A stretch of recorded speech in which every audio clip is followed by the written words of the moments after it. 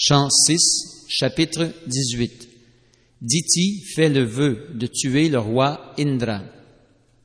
Sri Sukadev Goswami dit: Prishni, femme de Savita, le cinquième des 12 fils d'Aditi, donna le jour à 3 filles appelées Savitri, Vyariti et Trayi, ainsi qu'à des fils nommés Agnihotra, Pashu, Soma, Chaturmasya et les 5 Mahayagya.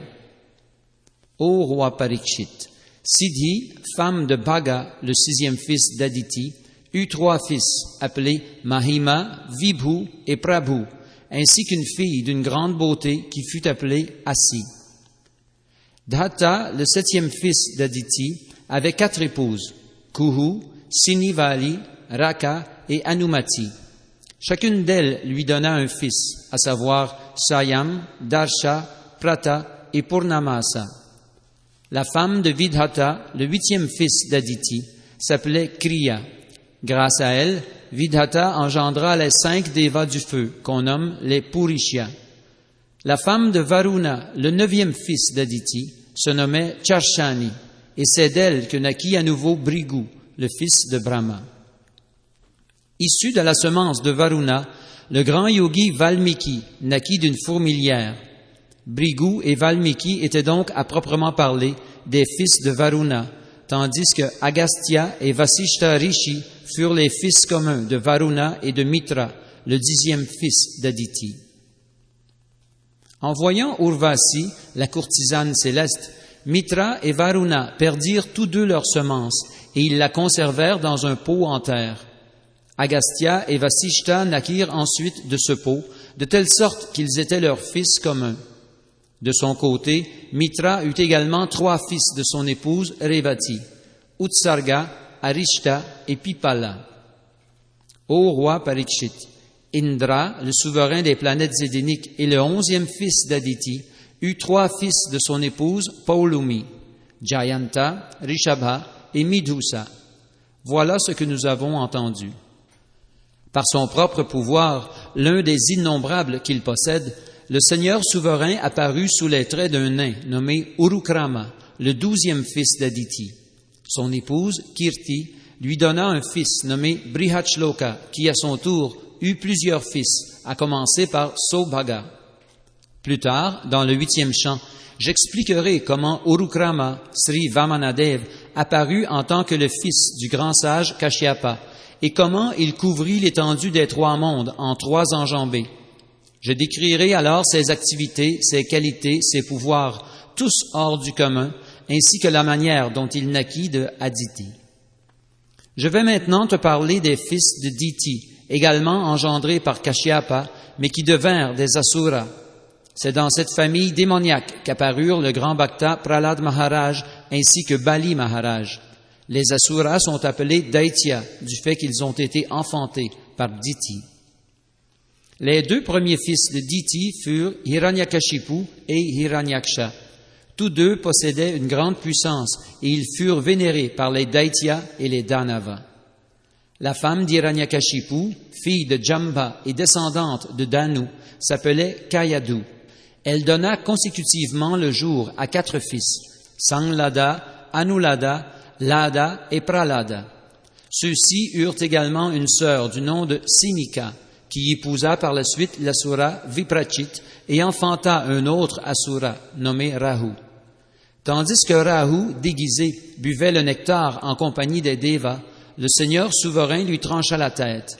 L'épouse de Samlada se nommait Kriti et de leur union naquit un fils nommé Panchajana. L'épouse de Lada, Damani, lui donna 2 fils, Vatapi et Ilvala.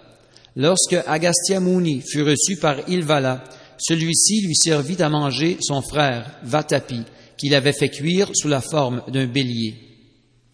La femme d'Anulada, Surya, lui donna 2 fils, Bashkala et Mahisha. Prahlada eut un fils, Virochana, dont l'épouse enfanta Bali Maharaj. Bali Maharaj eut 100 fils d'Asana, l'aîné étant le roi Bana. Les activités de Bali Maharaj, qui sont très louables, seront relatées plus tard dans le 8e chant. Grand adorateur de Shiva, le roi Bana devint l'un de ses compagnons les plus célèbres. Maintenant encore, Shiva protège la capitale de ce souverain et se tient toujours à ses côtés. Les 49 Devas qu'on appelle Marut furent également mis au monde par Diti. Aucun d'eux n'eut de fils. Et bien que tous fussent nés de Diti, le souverain Indra les éleva au rang de Deva. Le roi Parikshit demanda à Shukadev Goswami, « Mon cher maître, étant donné leurs origines, les 49 Marut devaient avoir une mentalité démoniaque. Pourquoi donc Indra, le souverain des cieux, les transforma-t-il en Deva? Est-ce qu'ils observèrent des rites particuliers ou accomplirent des actes vertueux? Mon cher Brahmana, tous les sages ici présents sont, comme moi, très désireux de savoir ce qu'il en est. Veuille donc, ô grande âme, nous éclairer à ce sujet. » Sri Suta Goswami dit, « Shonaka, ô sage, après avoir ainsi entendu Maharaj Parikshit s'exprimer brièvement et avec respect sur des sujets essentiels, Shukadev Goswami, qui avait connaissance de tout, loua son effort avec grand plaisir et répondit à sa requête. Sri Sukadev Goswami dit, « À seule fin de venir en aide à Indra, Vishnu avait tué les frères Hiranyaksha et Hiranyakashipu. Submergés par l'affliction et la colère, leur mère, Diti, se livra aux réflexions suivantes. Elle se dit, « Indra, qui apprécie tellement les plaisirs des sens, a causé la mort des deux frères Hiranyakashipu et Hiranyaksha par l'entremise de Vishnu. Il est donc cruel, insensible et pécheur. Quand donc, l'ayant tué, pourrais-je me reposer l'esprit en paix? Une fois morts, les corps de tous les dirigeants connus comme des rois et des chefs se transforment en vers, en excréments ou en cendres. Par suite, si quelqu'un tue haineusement une autre personne afin de protéger son propre corps, peut-on dire qu'il connaisse vraiment son propre intérêt? Assurément non, car celui qui fait du mal à d'autres êtres est certain d'aller en enfer. Indra pense que son corps est éternel, tant et si bien qu'il a perdu toute maîtrise de lui-même. Puissé-je avoir un fils capable de supprimer sa folie? Je dois faire en sorte qu'il en soit ainsi. » Songeant ainsi, animé du désir d'avoir un fils capable de tuer Indra, Diti entreprit de satisfaire Kashyapa en toute occasion. Ô roi, elle se rendit très fidèlement à tous ses ordres, comme il le désirait. Par ses services, son humilité, son amour, sa maîtrise d'elle-même, ses paroles très douces, ses sourires et ses regards, Diti parvint à attirer son mental et à l'amener sous son emprise. Bien qu'il fût très érudit, Kashyapa Muni se laissa séduire par le comportement artificiel de Diti, grâce auquel elle parvint à le plier à sa volonté. Il lui assura qu'il comblerait ses moindres désirs, promesse qui n'a rien d'étonnant de la part d'un mari.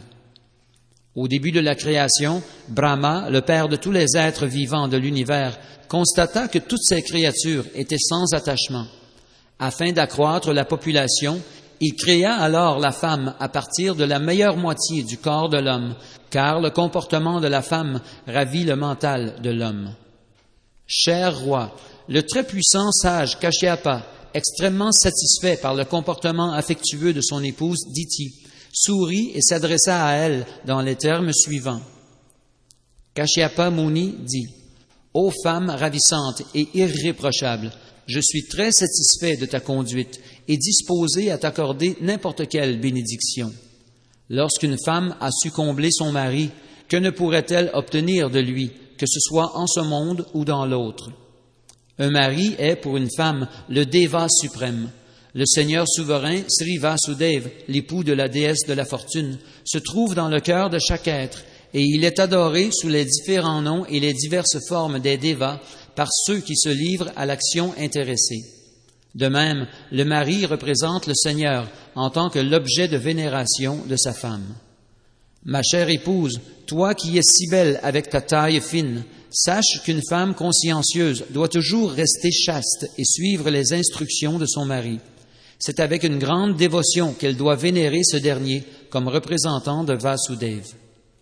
Ma chère et tendre épouse, puisque tu m'as vénérée avec une grande dévotion, en me considérant comme un représentant de Dieu, la personne suprême, je vais te récompenser en comblant tes désirs, ce à quoi ne peut prétendre une femme qui n'est pas chaste. » Diti répondit, « Ô mon époux, ô âme magnanime, j'ai maintenant perdu mes fils. Si tu veux m'accorder une bénédiction, je te demande de me donner un fils immortel capable de tuer Indra, car c'est lui qui, par l'intermédiaire de Vishnu, a fait périr mes deux fils, Hiranyaksha et Hiranyakashipu. » En entendant la requête de Diti, Kashyapa Muni fut pris de désespoir. « Hélas, gémit-il, je dois maintenant affronter le danger de commettre un acte impie en causant la mort d'Indra. » Kashyapa Muni pensa alors, « Hélas, je me suis trop attaché à la jouissance matérielle.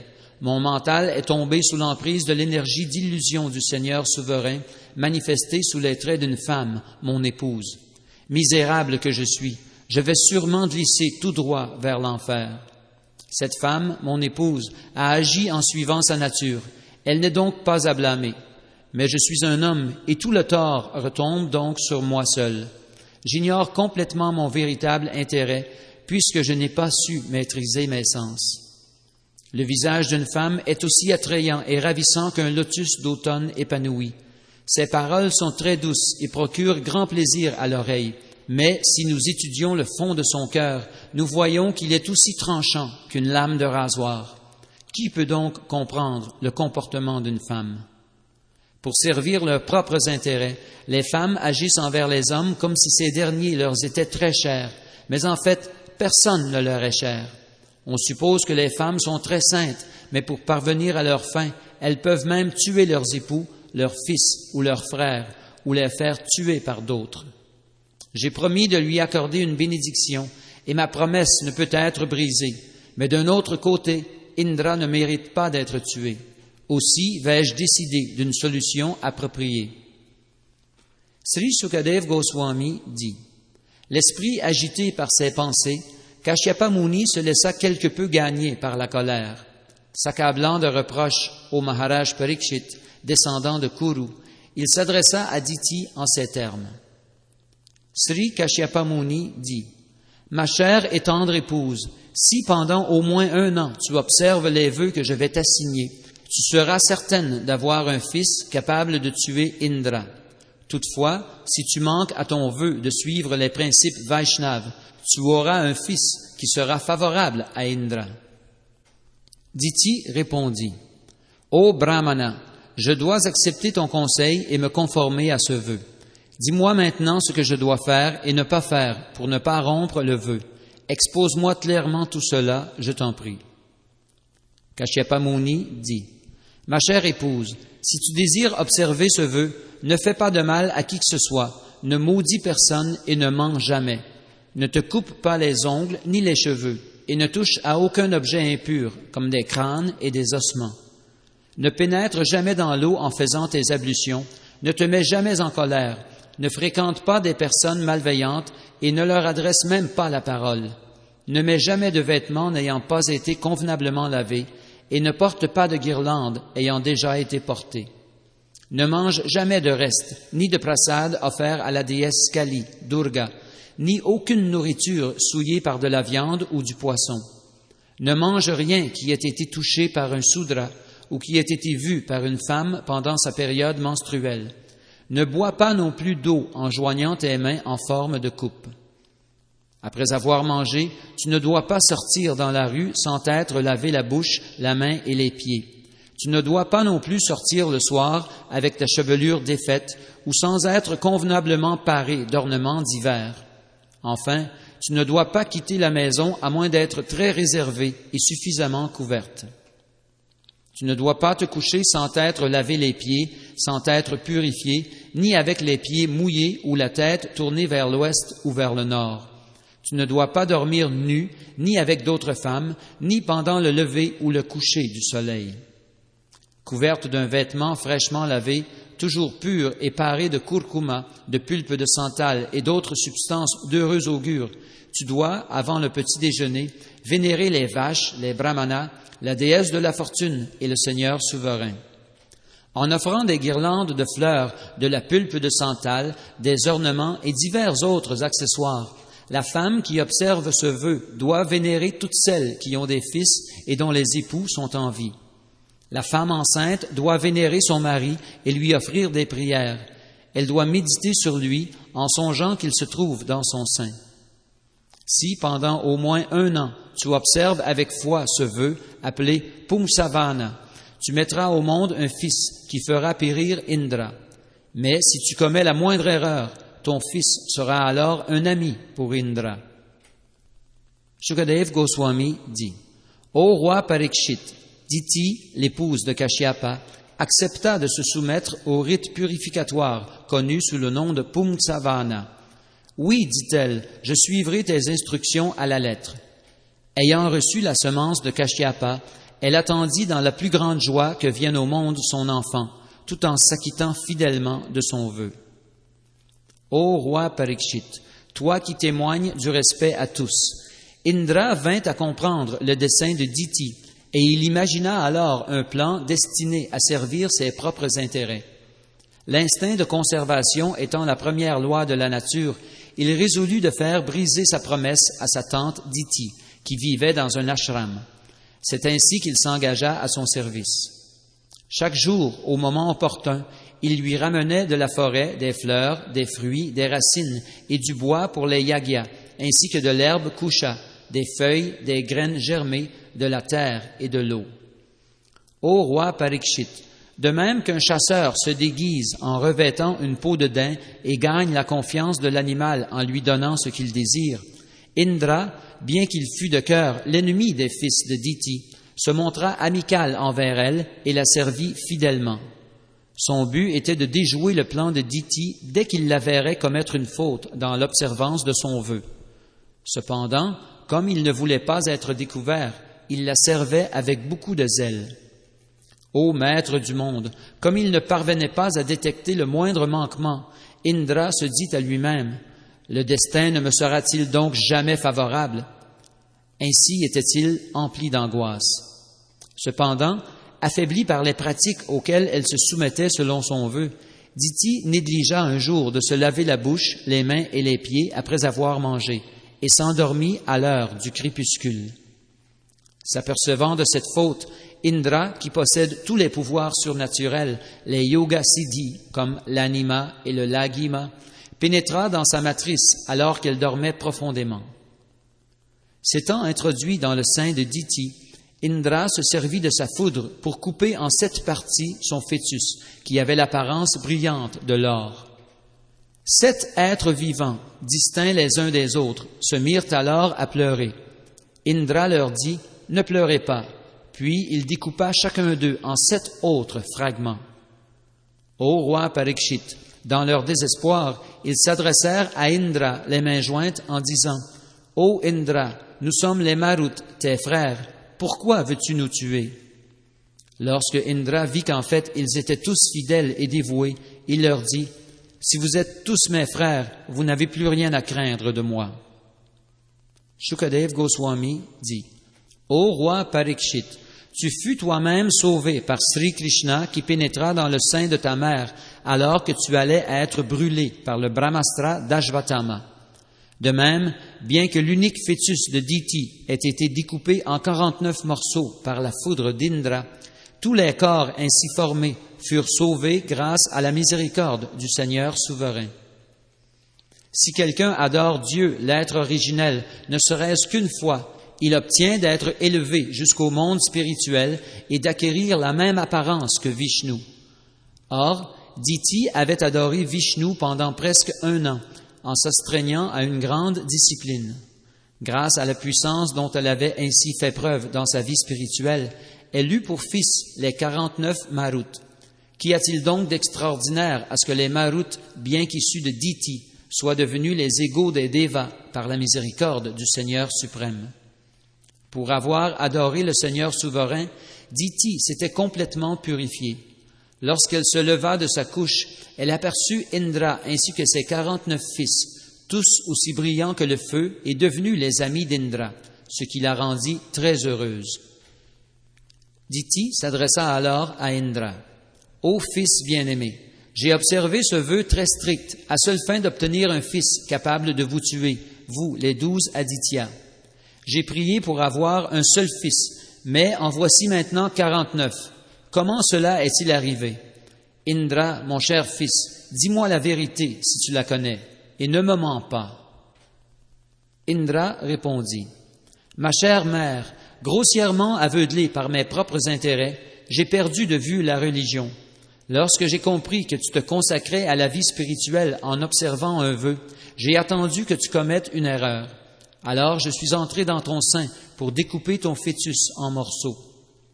J'ai d'abord découpé l'enfant que tu portais en 7 parties, qui devinrent alors 7 enfants différents. Ensuite, j'ai à nouveau découpé chacun d'eux en 7. Néanmoins, par la grâce du Seigneur suprême, aucun d'eux ne mourut. Ô mère, lorsque j'ai vu que tes 49 fils étaient tous vivants, j'ai été, je te l'avoue, frappé d'émerveillement. J'en ai conclu qu'il s'agissait là d'un effet secondaire du service de dévotion que tu offrais régulièrement à Vishnu. Ceux qui n'ont d'intérêt que pour l'adoration du Seigneur souverain ne désirent rien de matériel en retour et n'aspirent pas même à la libération. Mais Sri Krishna exauce néanmoins tous leurs désirs. Toutes les ambitions sont parfaitement satisfaites lorsqu'on devient un serviteur de Dieu, la personne suprême.